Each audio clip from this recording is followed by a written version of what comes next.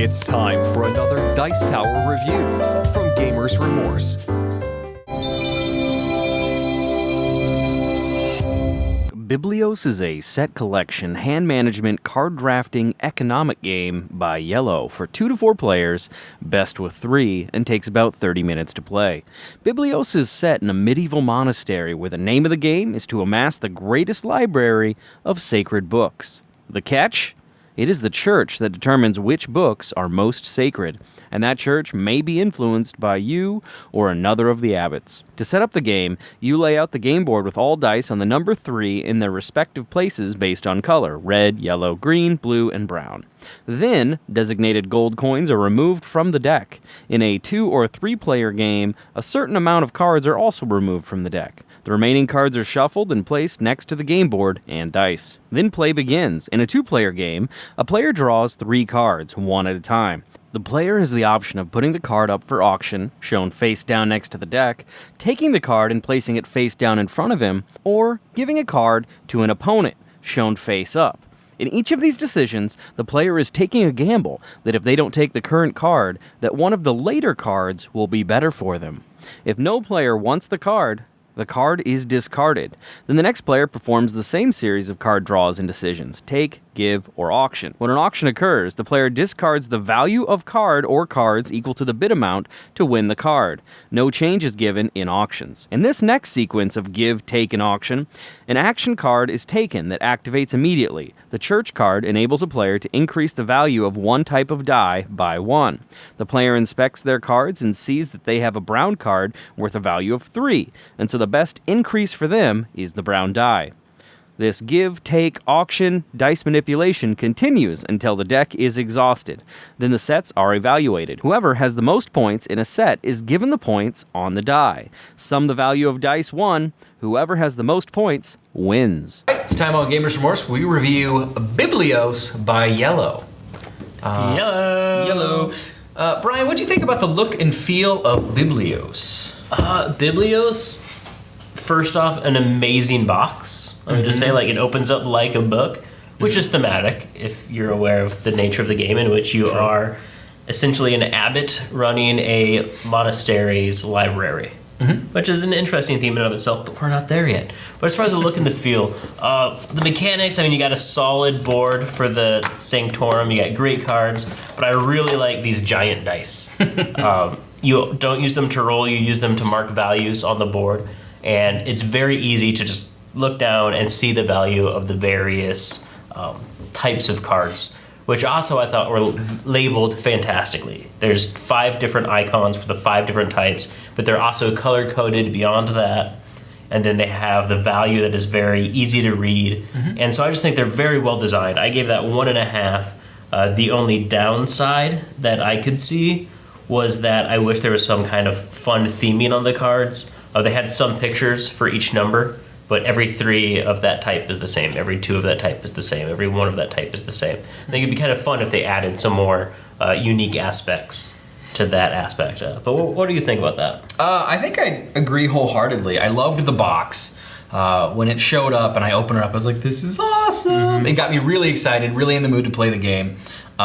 You open up the box, there's really big dice in there, real chunky, guys. I love that. And the cards were, it was okay, but in regards to the whole game, I'd say it was exceptional in regards to the look and feel. So 1.5 I think fits. All right.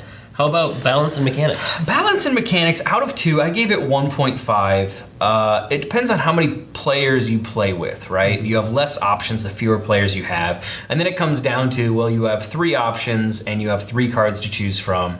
And then the auctioning mechanic isn't that strong. One of you is going to take the card, and it really depends on who got the gold on one of the previous turns. But in a larger game, you have much more options to say, I want that card, not this other card.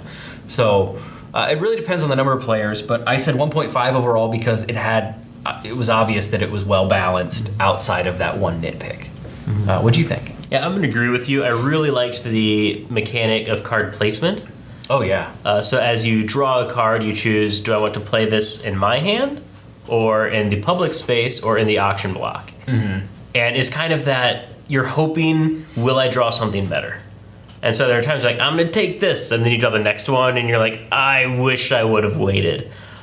Or you wait, and you're like, I should have taken an earlier card. I really liked the way that mechanic played into the game. Yeah, it was a gamble.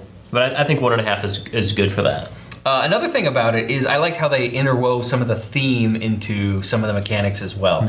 So you're vying to get the most number of cards in a certain category, but guess what? The church controls, right, how powerful each of those categories are, which made it really a really good tie-in to the theme. So that was extra points for doing that. So 1.5 out of 2 on that. What do you think on pacing? I thought this game was paced quite fantastically. You draw a card, you choose where to place it, draw a card, choose where to place it, draw a card, choose where to place it. But the more players you have, the more cards you draw, and the more time between your turns. But because you get to act on every other person's turn during the auction and during the public space, you're still involved, despite the extra drawing and the extra people. So I think it deserves full marks as far as pacing. But what are your thoughts? Completely agree. I mean, it was very well paced. It was fast moving, and it kept everyone interested the whole time. You're getting something, they're getting something, so you have to pay attention. Yeah.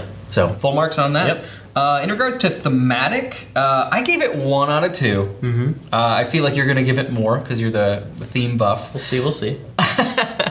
But I thought the book, very thematic. Rules, very thematic. Some of the tie-in elements and the mechanics we talked about, thematic as well. The one thing I didn't feel that is in some of the cards. It seemed very artistic, but abstract artistic. Yeah. So it almost felt like the theme in regards to those card pieces weren't there. It wasn't prevalent. I didn't see many monks in the cards. The church cards I did. There was always like a cardinal or a pope or something. Maybe not a pope. Anyway, you don't see, for instance, a 4 of... Okay, you do see a 2 on that one. But 1 you see... Okay, so there's like a death group, and it has like a book, but it looks like a grimoire more than anything else. You know, I mean, maybe they had witches in... I don't think they did. There are a couple of things I was looking at. So this guy, there's like a picture of like a dragon or something. Like, I don't understand how that fits in. It just seemed more... It could be. It seems more abstract in regards to the card art than I would have liked to have seen. What were your thoughts? I'm going to make an argument for 1.5 on the theme. Okay. And part of it is because you kind of lighted on this earlier. The church controls the value of the genre of the book. And I think that's, especially since you're in a monastery, I think that's very thematic. The church is like, you know what? We need more death books. It would have been interesting to see a tie-in in orders or sects, right, under that church. But you know, there's the 5 different genres of books, so to speak, and you know the church is increasing or decreasing the value of those. And as it happens, you might want to change what you're getting. You know, so I can think, you know, if the church is like, guys, we really need more copies of books with pedestals on them, then as an abbot, I'd be like, hey guys, we're going to crank out pedestals. You know, so I thought there was some theme in that, but I did think the main drawback of the theme was I would have loved to have seen the images reflect that style of book or what else might go along with that style. Right. And we have quills, books, scrolls, skulls, and the pestle, mortal and pestle. I feel like they could have gone with more monastery-esque symbols. Yeah. You know, like holy symbols and stuff like that. I feel that was the only takeaway. I mean, I would argue 1.5 for that. I don't know if you would agree or disagree, though. Yeah, I think so. Like we said, there'd be a room for a little bit of improvement, more holy-esque type symbolism. But overall, yeah, I mean, they had the mechanics there that ties into the theme. So yeah, 1.5. Okay. What do you think about the ease to learn on this game, Brian? I really enjoyed the rulebook. It was simple. It was straightforward. It was short and to the point. So it was laid out in a manner where it's like, and then you do an auction. Here is how to do an auction. You know, like it was just ordered in an order that when you're like, oh, so how does this work? Then they explain it. Right. You didn't have to wait 3 pages. There were some colorful illustrations. I would have liked to see more illustrations, but they weren't necessary. I got the gist without them. Right. So I would offer it full marks for the ease to learn, because I also could take this and go teach it to someone in less than a minute, I think. It's a very simple game to teach. What do you think? Absolutely. I mean, shuffle the deck, look at 3 cards, decide what you want to do. Yeah. Yep. Agreed. 1 out of 1.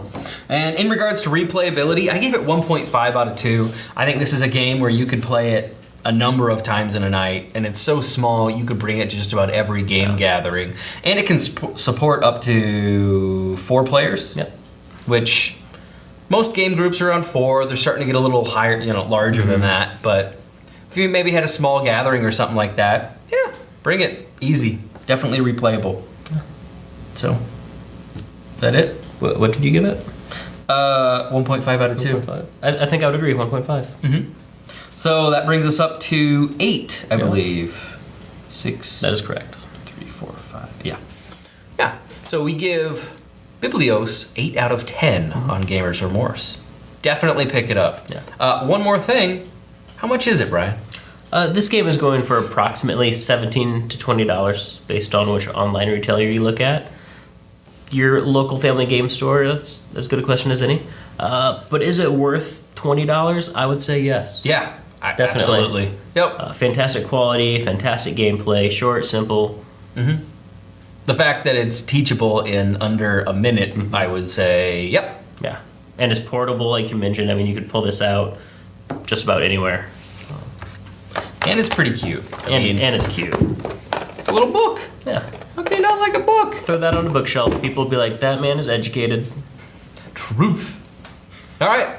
See you guys later. Thanks so much for watching the Dice Tower videos. Find more great videos and reviews, as well as our top-rated audio podcast at Dicetower.com. You can also find other great shows at Dicetowernetwork.com. I'm Eric Summerer, and you've been watching The Dice Tower. The Dice Tower is sponsored by Cool Stuff Inc., where you can find great games for great prices. Cool stuff in stock. Check them out at CoolStuffInc.com.